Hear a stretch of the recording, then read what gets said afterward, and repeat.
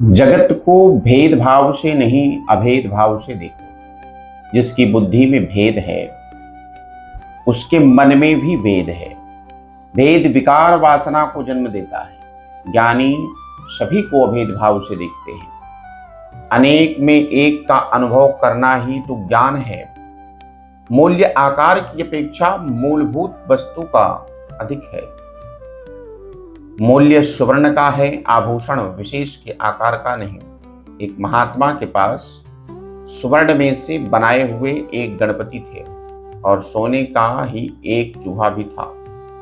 महात्मा वृद्ध हो गए तो उन्होंने सोचा कि मेरी बात शिष्य मूर्तियों को लेकर शायद झगड़ा करेंगे, अतः मैं इन्हें बेचकर भगवान को भोग लगा दूं। वे दोनों मूर्ति बेचने लगे, चूहे की और गणपति की।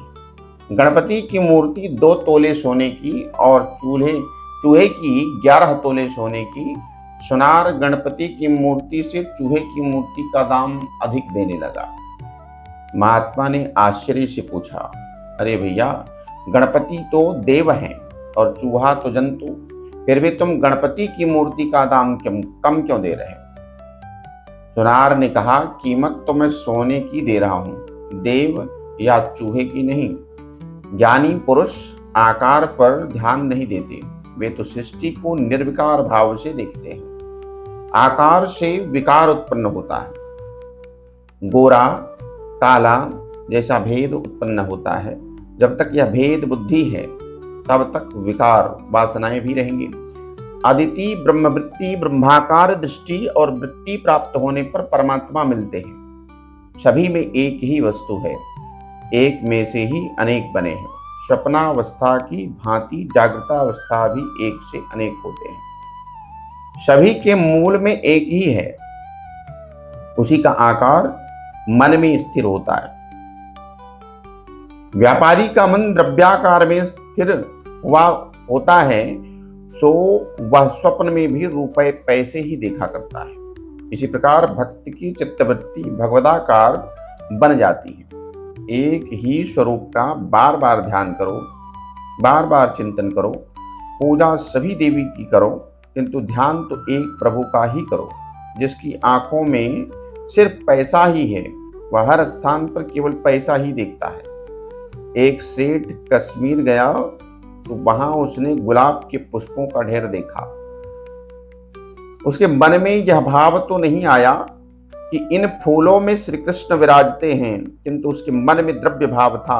अतः उसने सोचा कि यहाँ गुलकंद का उत्पादन शुरू कर दूं तो मुझे बहुत लाभ हो सकता है। प्रभु अव्यक्त रूप से फूल में विराजमान है, अतः सुगंध है। वे तो जल स्थल आकाश पाताल सभी में अव्यक्त रूप से विराजमान है। अतः सभी वस्तुओं में भगवत भाव रखो। दृष्टि भगवन्मय होगी तो हर कहीं भगवान दिखाई देंगे। गोपियों की दृष्टि में परमात्मा में थी, वह जहां जाती थी कन्हैया का ही दर्शन करती थी। कृष्ण मथुरा में विराजते थे, फिर भी गोपियों को तो वे गोकुल में भी दिखाई देते थे। गोपियों ने उद्धव जी से कहा, आप किसका संदेश लाए हैं? कन्हैया तो हमारे साथ इधर ही तो हैं, और संदेशा भी क्या लाए होंगे। गोपियों की वृत्ति कृष्णाकार कृष्णमयी है। कहती थी कि जित देखम तित श्याममयी है, श्याम कुंज वन जमुना श्यामा, श्यामा गगन घन घटा छई है। सब रंगन में श्याम हर्यो है, लोग कहत यह बात नहीं है। नीलकंठ को कंठ श्याम है, मनो श्यामता फैल गई है। अर्थात गोपियां जानती ही नहीं थी कि कृष्ण उन्हें छोड़ गए। वे तो यह कहती हैं कि मैं जहां भी जाती हूं कन्हैया तो मेरे संग ही है। यह एक गोपी प्रेम है। जीव को भय रहता है क्योंकि वह ईश्वर के सानिध्य का अनुभव सतत नहीं कर सकता। ब्रह्माकार वृत्ति अदिति का कश्यप के साथ संबंध हुआ। कश्यप शब्द का अर्थ तो देखो, इस शब्द को उल्टा पढ़ेंगे तो होगा पश्यप।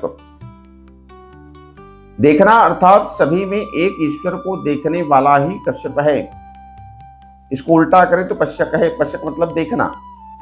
जब कश्यप की वृत्ति ब्रह्माकार ब्रह्मामयी हुई तो परमात्मा को प्रकट होना पड़ा। गृहस्थाश्रम भक्ति में बाधक नहीं है, साधक है। बाधक तो है गृह आसक्ति, किसी वस्तु में